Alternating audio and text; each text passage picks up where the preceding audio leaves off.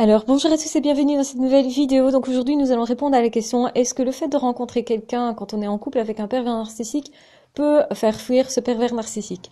Alors c'est une excellente question et c'est vrai qu'on n'y pense pas souvent. Quand on est en couple avec un pervers narcissique, généralement on est tellement obnubilé par cette relation-là, que l'on soit homme ou femme, que l'autre soit un homme ou une femme. Je rappelle que les pervers narcissiques peuvent être des hommes ou des femmes, mais évidemment on en trouve dans la relation de couple. Et ce qui est typique, c'est qu'effectivement les pervers narcissiques veulent avoir tout pouvoir. Alors est-ce que le fait d'introduire justement une autre personne, une tierce personne, comme ils le font eux-mêmes souvent, les pervers narcissiques, ils draguent généralement plusieurs personnes à la fois, ils essayent de séduire plusieurs personnes à la fois, c'est pas toujours qu'ils vont se mettre avec plusieurs personnes à la fois en couple, mais ça peut quand même être draguer plusieurs personnes, essayer d'attiser plusieurs personnes à la fois. Donc de toute façon, correct, ça ne l'est jamais vraiment, vous l'aurez compris. Donc ça lui permet de manipuler deux personnes à la fois, au moins, au minimum en tout cas, parce que ça peut être 3, 4, 5, 6, 7, enfin bon, il n'y a pas de limite en fait, eux n'en ont pas de toute façon. Alors, est-ce que vous, le fait de rencontrer quelqu'un d'autre peut effectivement mettre à distance le pervers narcissique? Alors, à cette question, je vais répondre de deux façons différentes. La première, c'est qu'effectivement, si vous avez des sentiments pour une autre personne, ça va vous aider, vous, en tant que personne, vous aider à vous rendre compte que la relation avec le pervers narcissique n'est peut-être pas normale, que justement, si vous vous dirigez vers une autre personne, posez-vous la question de savoir si justement votre couple est sain, parce que normalement, quand le couple est sain, on ne va pas chercher une autre personne, on n'a pas envie de tomber amoureux d'une autre personne, et si ça arrive, c'est parfois justement parce qu'il y a un problème dans ce couple-là, que la porte est restée ouverte, comme on dit. Donc autrement dit, qu'il y a un problème au niveau du couple. Et le problème ici est assez vite identifiable, puisque être avec un pervers narcissique ou une perverse narcissique, c'est forcément être dans une relation de couple où on ne reçoit pas d'amour réel, et donc on va le chercher ailleurs. Il n'y a rien de plus humain. Alors c'est assez rare parce que la personne généralement est assez obnubilée par le pervers narcissique, comme je le disais au début de la vidéo. Donc c'est assez rare effectivement que ça arrive. Malgré tout, ça peut arriver. C'est plutôt une bonne chose, mais je pense que la victime va souvent se culpabiliser de cet état de fait. Donc autrement dit, le pervers narcissique va en profiter pour culpabiliser la victime, pour lui dire: ce que tu fais là, ce n'est pas bien, tu n'utilises pas les valeurs que contre nous, que contre moi en fait. Et donc autrement dit aussi, ils vont retourner forcément les choses en vous pointant du doigt, en vous montrant comme l'homme ou la femme infidèle, etc. Et en faisant en sorte que ça se sache. Alors, soit effectivement, on va faire en sorte que ça se sache pour qu'ils puissent vous lyncher après, donc il ou elle puisse vous lyncher après, soit ils vont tout faire pour que ça ne se sache pas, parce que aussi c'est l'image d'eux qui protège. Hein. Donc être trompé, c'est jamais une super image non plus. Ça veut dire aussi que potentiellement, on voit qu'il y a un problème quelque part. Et donc, les pervers narcissiques, vous le savez, passent leur temps à valoriser leur image, énormément de temps, et donc, forcément, ils sont attaquables là-dessus précisément. Et en plus, ils sont très susceptibles, ils sont aussi très vite courroucés au niveau de leur ego. Donc, si vous attaquez leur ego, ce qui est une façon de le faire, c'est se mettre justement en couple avec quelqu'un d'autre.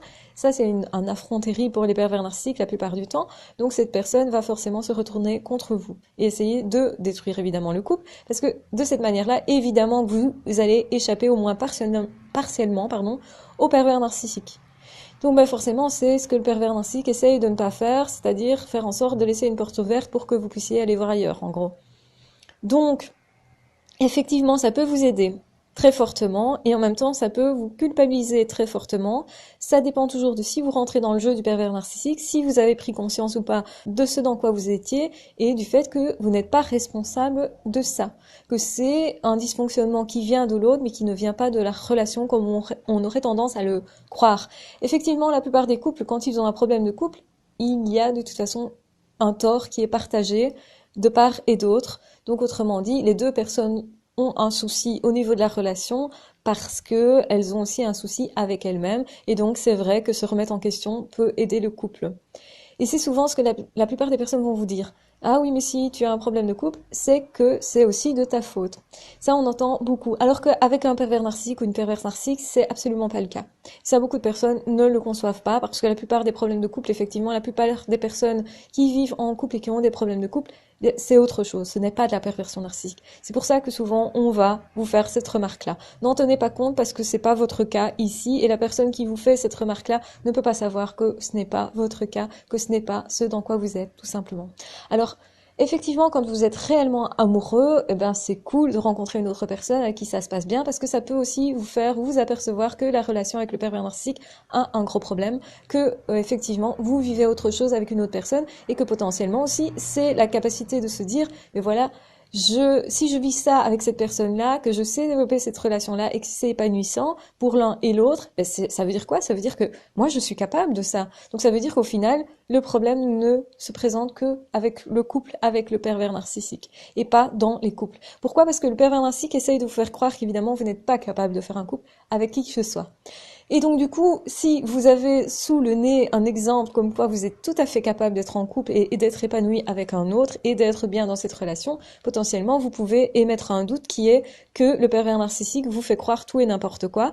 Et ça, c'est plutôt une bonne chose d'émettre un doute sur ce fait-là, parce qu'effectivement, c'est ce qu'ils font les pervers narcissiques. Hein. Ils essayent de vous faire croire tout et n'importe quoi sur vous-même, comme s'ils savaient mieux que vous ce que vous êtes et comment vous fonctionnez. Donc attention de ne pas se laisser définir. Le mieux, c'est effectivement, quand vous vivez une relation comme ça, c'est de remettre en question la première relation avec le pervers narcissique et évidemment, idéalement, de la rompre.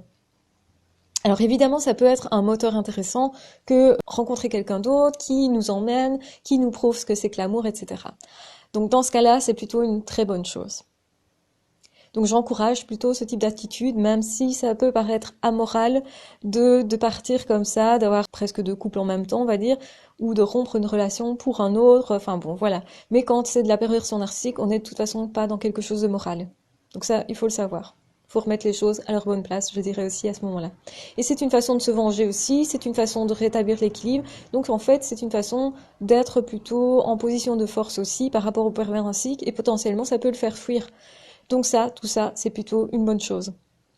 Mais bien sûr que le pervers narcissique ou la perverse narcissique va vouloir se venger éventuellement, va vouloir, comment dire, réparation, va vous traiter de tous les noms, vous humilier, vous culpabiliser, etc., etc. Va de toute façon pas partir comme ça facilement, ou alors c'est vraiment que le pervers narcissique ou la perverse narcissique est convaincu d'avoir perdu la bataille. Là, vous êtes trop fort pour eux, ça mobilise tellement fortement les angoisses que ils sont obligés de se rendre à l'évidence, vous avez gagné. Ils vont pointer du doigt chez vous une attitude manipulatrice parce que tromper quelqu'un, c'est un peu ça quand même, hein, tromper quelqu'un ou découvrir l'amour avec quelqu'un d'autre, ça peut être quelque chose qui est vu par le pervers narcissique comme très manipulateur, très manipulatoire, très difficile à accepter pour eux. Hein. Parce que c'est ce dont ils ont peur, c'est justement que vous preniez le pouvoir à un moment donné. C'est pour ça qu'ils essayent tellement de vous maîtriser d'ailleurs. Donc là, vous allez introduire chez eux vraiment une souffrance terrible, une souffrance qui est par rapport à eux-mêmes, hein, toujours, qui est égocentrique. Donc, ça, c'est le bon côté de la chose. Maintenant, nous allons voir le mauvais côté. C'est qu'évidemment, si vous tombez amoureux de quelqu'un qui ne vous aime pas, ça va vous faire encore plus souffrir. Donc, si vous tombez en plus amoureux d'un deuxième pervers narcissique, ça peut arriver. C'est assez rare, mais effectivement, vous pouvez tomber sur quelqu'un qui, en fait, va vous manipuler, ou simplement ne pas vous aimer, ou simplement vous mentir, ou simplement va pas être une bonne personne pour vous. Et donc, ça va réactiver des blessures qui sont déjà actives par le pervers narcissique, on va dire ça comme ça. Et donc là, oui, forcément, ça peut vous faire atrocement mal. Donc déjà, le pervers narcissique va se servir de ça pour vous culpabiliser, vous humilier, etc. Et si de l'autre côté, vous n'avez pas quelqu'un de solide, vous n'avez pas une relation solide, vous allez vous dire que c'est de votre faute si tout ça foire. Puisque ça foire avec le pervers narcissique, ça foire dans l'autre couple aussi, et vous pouvez vous dire beaucoup plus facilement, c'est ma faute. C'est ma faute, et donc du coup, je suis nulle, je suis pas capable, je suis potentiellement du coup je deviens dépressif et voire suicidaire et donc oui ça peut entraîner comme ça par spirale dans quelque chose d'assez difficile, triste et insupportable en fonction des situations de chacun. Attention à la conclusion hâtive justement de se dire voilà si je ne suis pas parvenue à faire un couple avec un tel et pas non plus avec un couple avec un tel, c'est que je suis nulle, c'est que je suis pas capable, c'est que j'y arriverai jamais. Surtout ne faites pas ce type de conclusion. C'est ce que les pervers narcissiques veulent de toute façon, c'est vous voir vous détruire. Et potentiellement, il se pourrait aussi, pensez-y, que le pervers ou la perverse narcissique, puisqu'ils sont vraiment extrêmement tordus, peut aussi avoir fait en sorte que vous vous fassiez draguer par quelqu'un d'autre qui en fait est monnayé par le pervers narcissique ou en tout cas a été introduit dans le jeu, on va dire, par le pervers narcissique. Ce n'est qu'un jeu évidemment que pour le pervers narcissique, pour vous. Du coup, cette personne est prédisposée à vous entuber d'avance et vous allez vous faire entuber entre guillemets 2 fois plutôt qu'une, c'est-à-dire que vous allez effectivement souffrir du pervers narcissique et souffrir en plus de cette relation-là qui n'aboutit pas ou qui se passe très mal, etc. Eh bien, voilà comment, par exemple, les pervers narcissiques peuvent retourner les autres contre vous. C'est possible, hein, tout à fait. Hein, c'est pas quelque chose de si anodin que ça. Ça peut être, par exemple, un pervers narcissique qui va dire à un de ses copains, «Oh, celle-là, c'est vraiment une salope», ou «Celui-là, c'est vraiment un gros connard. Racle-le, séduis-le, et après, tu le largues, tu lui fais bien mal. Voilà, parce que voilà ce qu'il m'a fait.» Et donc, en fait, les pervers narcissiques passent leur temps à se faire passer pour des victimes, et les autres les croient potentiellement, parce que ce sont des bons acteurs, et vous-même, vous les avez crus, donc on n'est pas vraiment impressionné, je vais dire, par ça. C'est pas quelque chose de difficile à comprendre. Malheureusement, vous risquez d'être le dindon de la farce et vraiment vous retrouver dans des situations vraiment difficiles. Donc attention aux conclusions qu'on peut faire, à se dire je suis nul parce qu'il y a eu un tel et ça n'a pas marché. Une vie de couple, c'est jamais facile. Un zèbre, surtout, a plus de difficultés à trouver quelqu'un qui lui correspond. Donc forcément, a plus d'échecs. Et avoir beaucoup d'échecs en couple ne veut pas dire que vous n'êtes pas capable de créer un couple et que le problème est d'office chez vous. Donc attention à ça. N'hésitez pas à vous faire suivre par quelqu'un si vraiment vous pensez, si vous avez de telles pensées que c'est à ce point extrême, venez en consultation. Moi, je vous le dis clairement, on ne peut pas régler ça en un tour de cuillère à peau. Ce n'est pas possible. Ce qui va se passer, c'est que vous allez devoir être suivi et sur le long terme. Parce que, évidemment, d'un côté, vous avez quelqu'un qui fait œuvre de destruction, il vous faudra quelqu'un de l'autre côté qui va faire œuvre de reconstruction. Donc c'est évidemment vous qui décidez de vous laisser tanguer d'un côté ou l'autre. Les pervers narcissiques peuvent perdre leur pouvoir dès que vous décidez de ne plus leur en donner.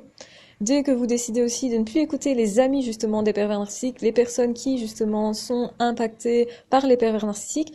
Donc les personnes qui sont autour des pervers narcissiques peuvent devenir manipulatrices, peuvent devenir malsaines. Et donc sachez vous écarter de ces personnes-là à cause de ça. Prenez conscience de ça. C'est important. C'est pas parce qu'ils sont potentiellement du coup nombreux ou que vous avez l'impression qu'ils sont nombreux parce qu'il y a un manipulateur avec au centre tous des acolytes qui donc, vont œuvrer. Si vous les voyez en force parce qu'ils sont en groupe, surtout remettez ça en question. Ne les suivez pas dans leurs idées, leurs pensées, leur évaluation négative de vous-même. Surtout, ne vous laissez pas définir par les autres, même s'ils sont nombreux, même s'ils ont l'impression d'avoir raison ou que, en tout cas, ça donne cette impression-là. C'est vraiment important. Donc, là, on est vraiment dans le tragique. Là, vous tombez amoureux de quelqu'un qui va vous faire plus mal encore. Mais je vous recommande éventuellement de rechercher une nouvelle relation. Ça pourrait tout à fait être salvateur. Maintenant, attention de ne pas utiliser quelqu'un comme un pansement. Hein. C'est le risque toujours, quand on a été en relation ou qu'on l'est encore avec un pervers narcissique, c'est de, par exemple, sortir avec quelqu'un d'autre sous le nez du pervers narcissique, mais en utilisant l'autre comme d'un pansement. Donc forcément, ça va pas créer une très bonne relation aussi, hein, potentiellement. Vous démarrez avec quelque chose peut-être de négatif. Ça dépend de votre personnalité et de vos prises de conscience. Si vous avez déjà pris conscience et que vous avez une personnalité plutôt à être accueillant envers l'autre, peut-être que vous êtes honnête aussi par rapport à cette nouvelle personne et que vous souhaitez vraiment construire quelque chose de bien, même si c'est plus compliqué parce que vous êtes en même temps en train de faire un deuil. Vous devrez de toute façon faire le deuil du pervers narcissique. Donc voilà, il vaut mieux faire ça par étapes, donc c'est-à-dire plutôt donc réaliser que vous avez un pervers narcissique dans votre entourage, le quitter, faire votre deuil, et puis ensuite seulement rencontrer quelqu'un. C'est beaucoup mieux, c'est beaucoup plus simple pour tout le monde. Maintenant, parfois, les circonstances font que ça se passe pas comme ça. Et peu importe, hein, la vie, elle est faite comme ça, elle est faite d'imprévus.